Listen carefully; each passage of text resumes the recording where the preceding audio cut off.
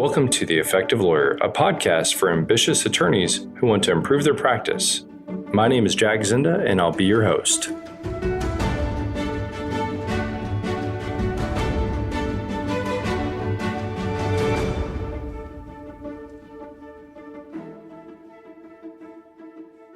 Today we're going to talk about construction injury cases.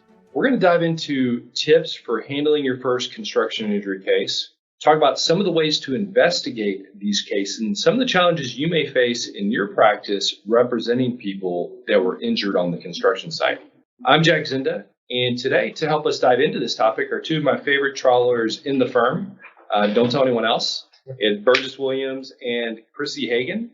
And last but not least is our brand manager, Kelsey Falsley. Well, thank you everybody for joining us here today.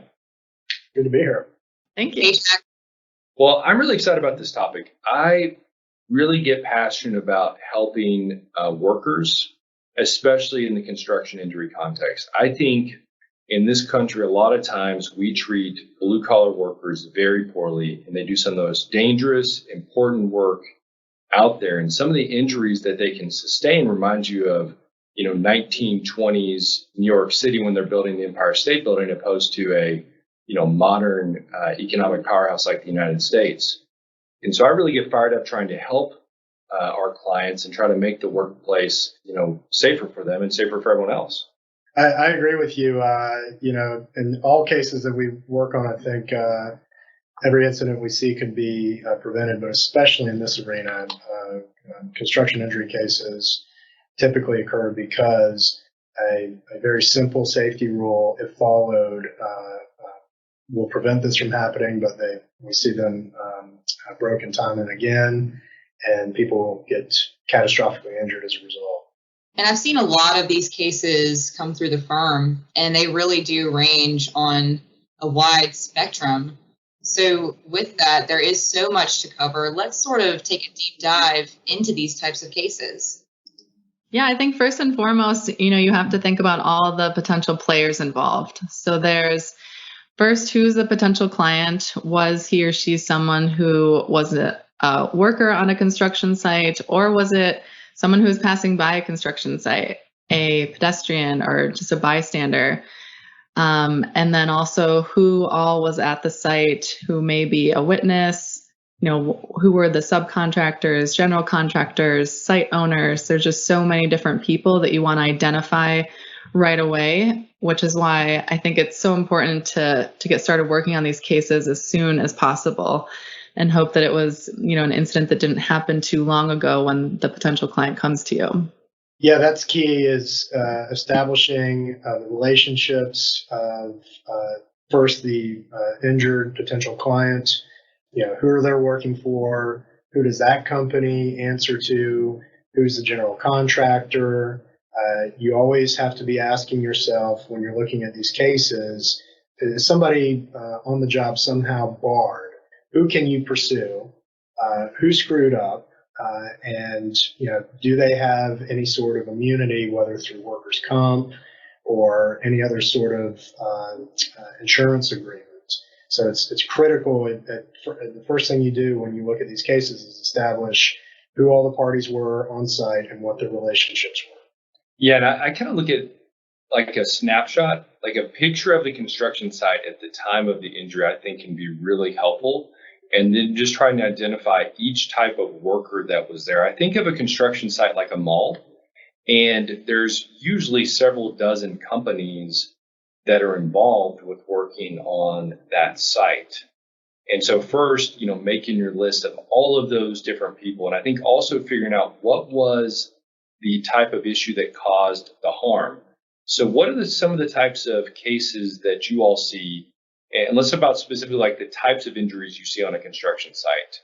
I think, Chrissy, you mentioned one, bystanders. That can be an area if someone is a bystander and is passing through or close to a construction site. Burgess, what are some of the types of injuries you've seen and kind of that mechanism of harm that led to the person getting hurt or killed? Yeah, I see a lot of cases primarily dealing with falls, falling from a distance, falling debris, materials that are on site that aren't properly secured.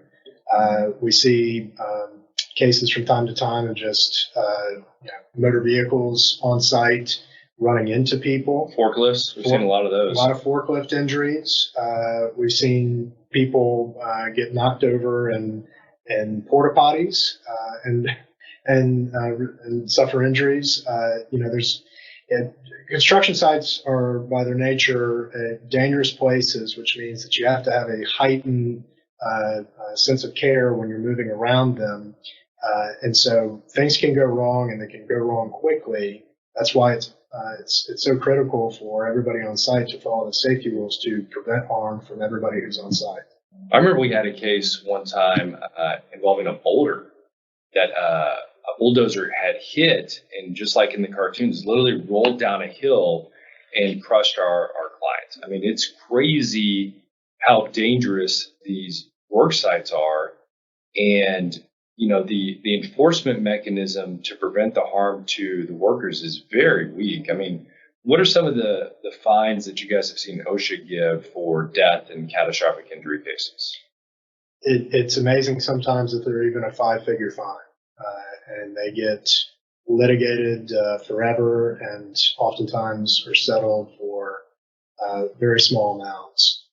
So OSHA, when you see a big OSHA fine assessed against a company for a worksite injury, that means something really bad happens, because typically you don't see very significant fines.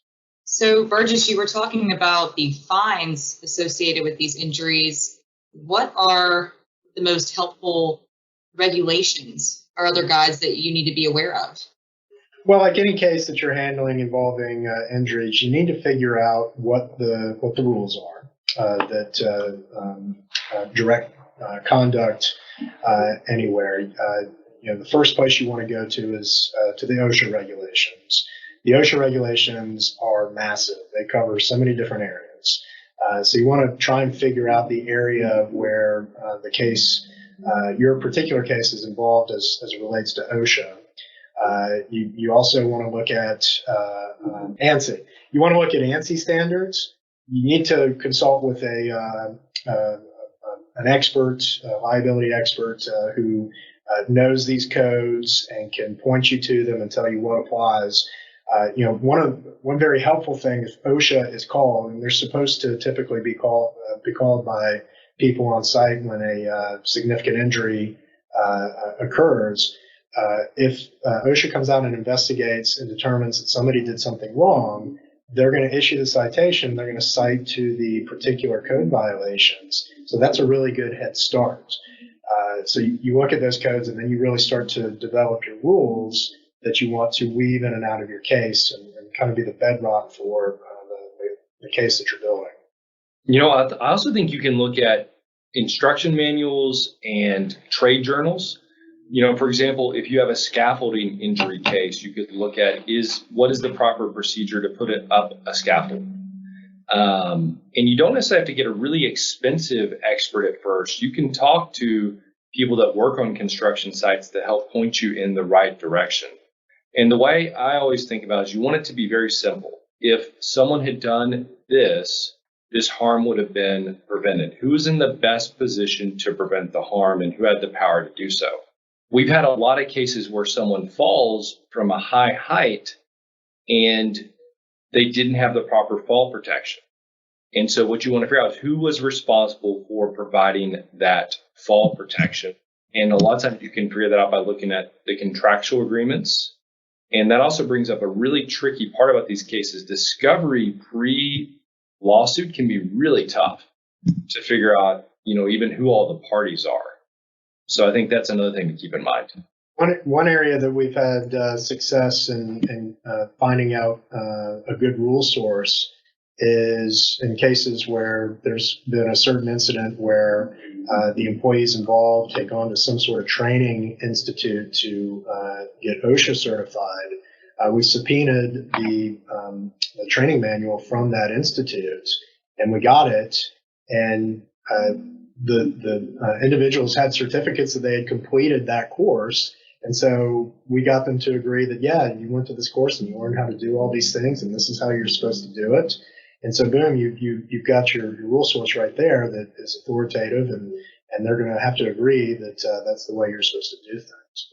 I was just going to add something that Jack brought up, how important it is to start discovery or start the investigation as soon as possible, especially if you're dealing with something like improper safety mechanisms or scaffolding, something that you can go take a look at right away and take photos of, or send out spoliation letters to see if anyone who was at the site that day had taken any photos.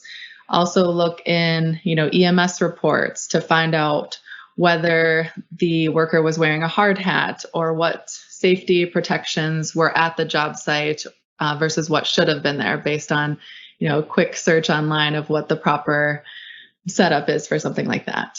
Yeah, and you got to move fast because a lot of times workers in this profession are transitory. They're going from one job to the next, and those are your witnesses. And if you wait a year, 18 months, good luck, one, figuring out what happened, and two, tracking down the people that could actually testify to it.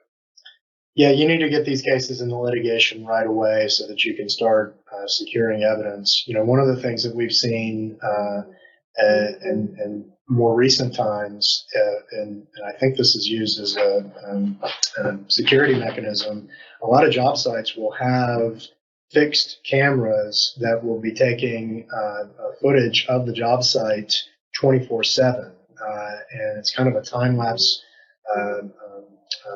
photograph, but you can get really good evidence from these. You have to be careful because if you don't get subpoena power over that information quickly, it could disappear. And sometimes it's helpful for the defense if it does disappear. Zinda Law Group is a plaintiff's personal injury law firm made up of over 30 lawyers that handle catastrophic personal injury and wrongful death cases throughout the United States. We regularly co-counsel and joint venture with firms across the country. Over the last several years, we have paid millions of dollars in joint venture co-counsel fees to the law firms we work with. If you are a law firm or attorney and have a catastrophic personal injury or wrongful death case you would like to joint venture or work with Zinda Law Group on, please reach out to us at 800-863-5312 or email us at info@zdfirm.com and we can set up a time to discuss your case. So how often do construction injuries occur? This is a nationwide firm, Zinda Law Group, and have you noticed any particular trends in any state? They happen quite a bit, and it depending on the state that your case is pending in, sometimes you do have a viable case, depending on the relationship amongst the parties. Sometimes you're barred from pursuing a case. Typically, if your client is working and their company has workers' compensation, and it's just the company that caused the incident that harmed your client, they have no recourse against the company. They're barred from pursuing the company. So that's why it's always important to find out if there's any third parties who are on site, anybody who may have contributed to the incident. So you could potentially find a party to pursue.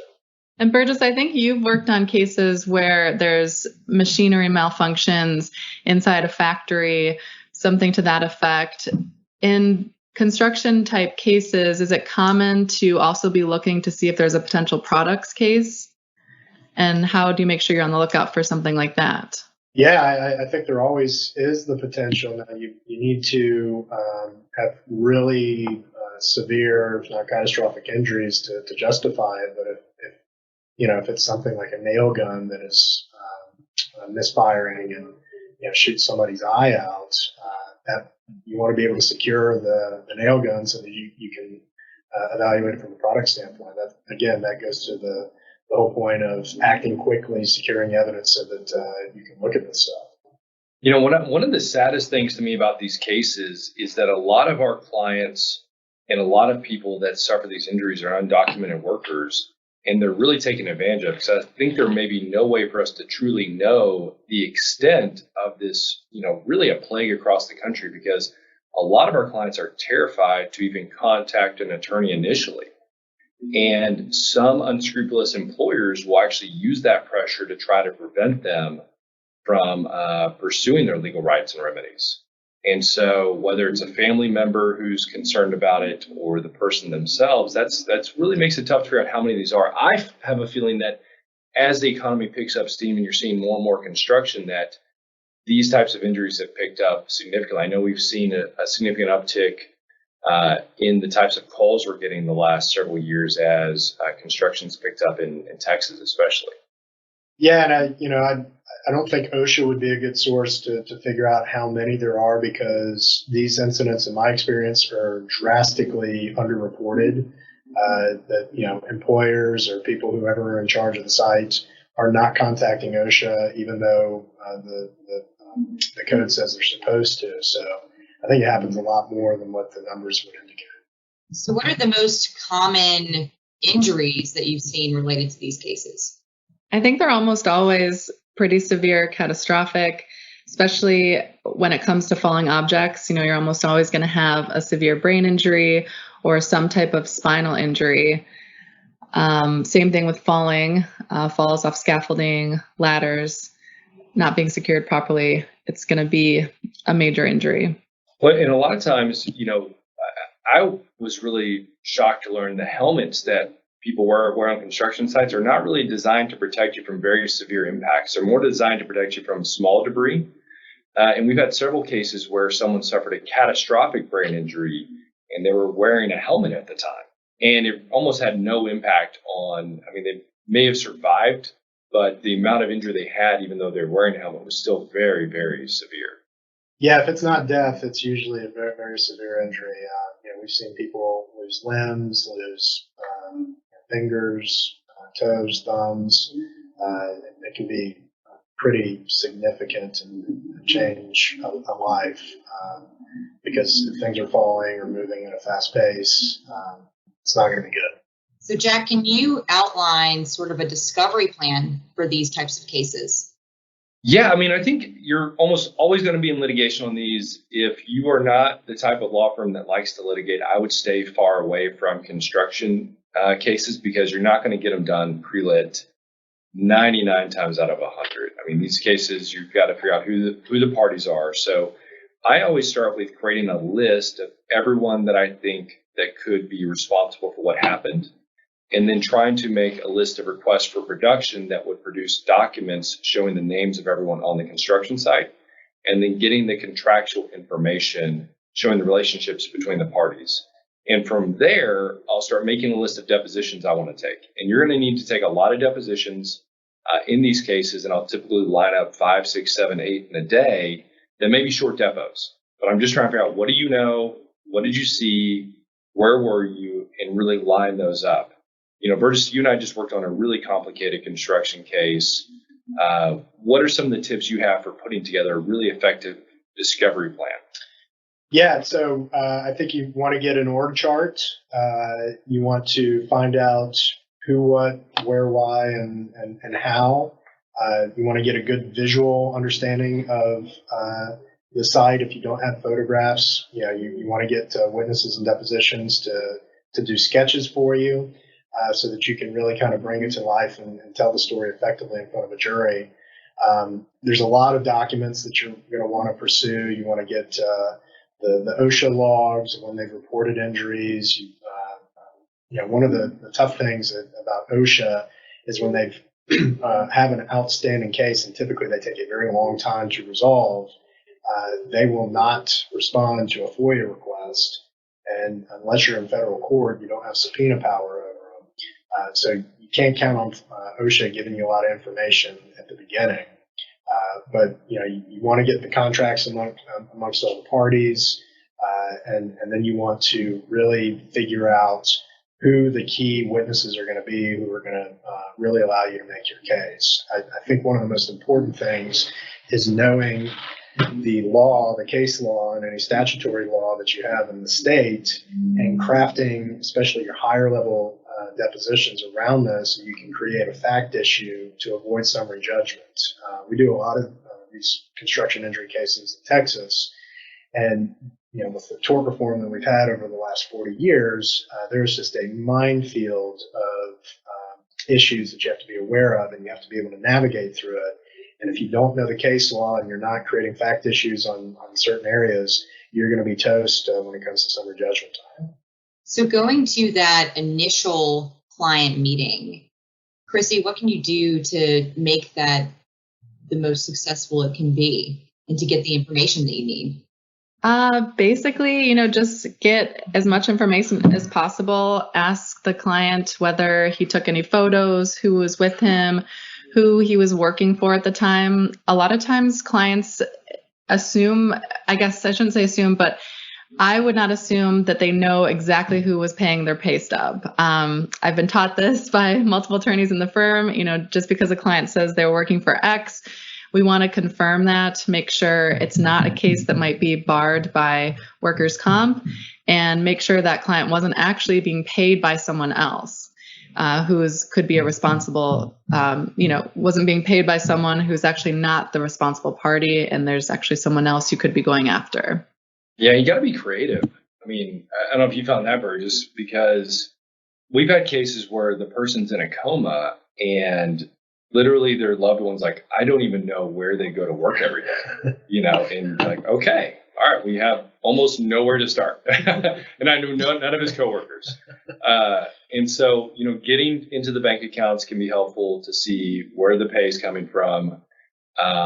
Just checking 911 calls can be helpful to see those transcripts, to see where the person came from. I know we have a case recently where we had to reach out to EMS to say, okay, where did you pick this person up at, to find out which construction site it was. And I promise you that the defense is not going to do you any favors in these cases, because everyone has an interest in making sure that they're not held accountable and your client is not able to make a recovery. Yeah, and one really good practice tip is to trust but verify what your client is telling you, and especially when it comes to workers' comp. But you always need to ask the client, okay, well, did you get medical treatment? Great, you got medical treatment. Did anybody pay for it? You've been getting bills. If somebody's paying for the care, that probably means that there's some sort of worker benefit that's involved, and you need to determine if that is like an ERISA plan or if it's workers' comp, because if it's workers' comp, you're going to be barred. If it's something else, if it's a different type of plan, just kind of an employee benefit plan, there still may be a path forward against that individual's company. And there's databases online that you can log into to find out if the employer was a workers' comp subscriber at the time. Do that right away, because you don't want to spend a bunch of money investigating the case, then paying the filing fees, getting it in suit, just for them to file a motion to dismiss or motion for summary judgment saying, well, we're comp barred, you can't pursue. So do you have, let's say a lawyer is coming on to one of these cases for the first time, what are some of the biggest pieces of advice that you would have for those attorneys who are handling their first construction injury case? I mean, I think you want to start off by, do you understand what a construction site is like? Go out to the scene if you can. Obviously, get the permission from opposing counsel. Go out there with your expert and have a beginner's mind. Read everything you can and don't act like you're too smart. I always use every opportunity I meet with an expert to try to learn something, and I try to come at it and ask them real basic questions. Why does this regulation exist? What's it designed to prevent? Who's at fault and why? And ask real basic questions, and then just read. You got to really understand the regulations and looking at other cases like this. I would recommend calling you. Is that what you're saying? Calling Burgess Williams? Yeah, call me. No, seriously, these cases are tough. They're expensive, and it's hard to get a lot of information right out of the gate. So you need to make sure that the damages justify taking the case on, and you need to find out if there's going to be a source of recovery. We've come across what we thought were great cases, significant damages, looked like good liability, and the target defendant had no source of recovery. There was no insurance. So you need to line your elements up first, just from a threshold standpoint before you dive in, because you could be spending a lot of time and money for naught if the damages and source of recovery are not there. And you're not helping the client if you spend a bunch of money, a bunch of time, and they end up with zero because your objective is to try to help them make a financial recovery. Well, great, guys. I really appreciate everyone joining us today. If you have any questions about a case you're working on, whether it's construction or otherwise, reach out to me, reach out to Chrissy, reach out to Burgess. Happy to talk to you either over the phone or via email or Snapchat or whatever way you want to talk about your case. You can reach us at zdfirm.com, email us, call us, and until next time, thanks.